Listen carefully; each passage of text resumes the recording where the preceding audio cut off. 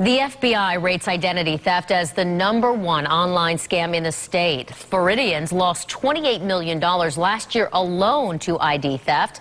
Tonight, I-Team investigator Jackie Calloway looks into the growing number of cases involving identity theft and stolen tax returns and what's being done to protect consumers. I have to come home. Tampa resident Sandy Baucom never thought identity theft would strike her. I'm sick over this, and I don't know how quickly I can get it corrected. Sandy is among thousands who filed their tax returns, but instead of depositing their refund, the IRS delivered devastating news. I couldn't even breathe. I just pushed back from my desk, and I felt like I was going to start hyperventilating. She says someone had assumed her identity, filed her return, and collected her $1,500 refund. Thousands of fellow taxpayers feel her pain. In this May report to a Senate Finance Subcommittee, the IRS states that in the last 2 years, the agency has experienced significant increases in tax issues, resulting from taxpayers having their personal identification stolen.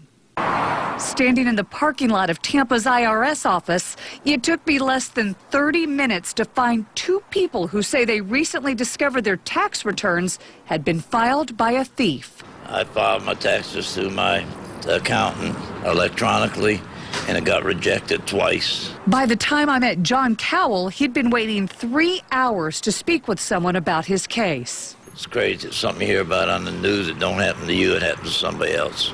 Lewis, who lives in Tampa, tells me he had no idea his idea had been compromised until he, too, filed a tax return. And when they went in the computer, put in my information, it showed up that my taxes have been filed. The IRS will not discuss the ID theft issue on camera.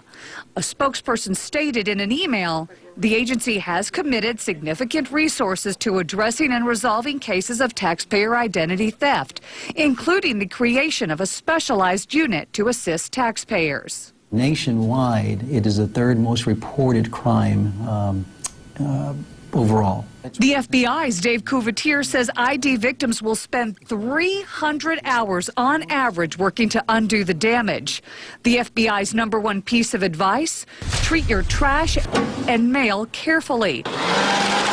Shred documents you don't need that contain your name and address or any other personal information.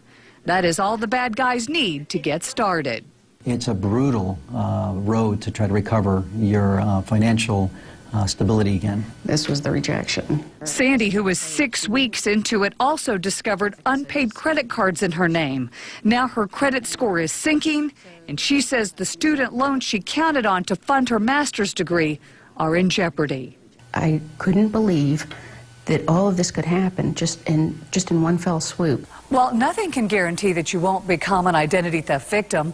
Protecting your Social Security number by giving it out only when necessary and being on guard when using the internet are critical. We've got 4 more steps that can help you minimize your risk. Just go to our website, abcactionnews.com/iTeam.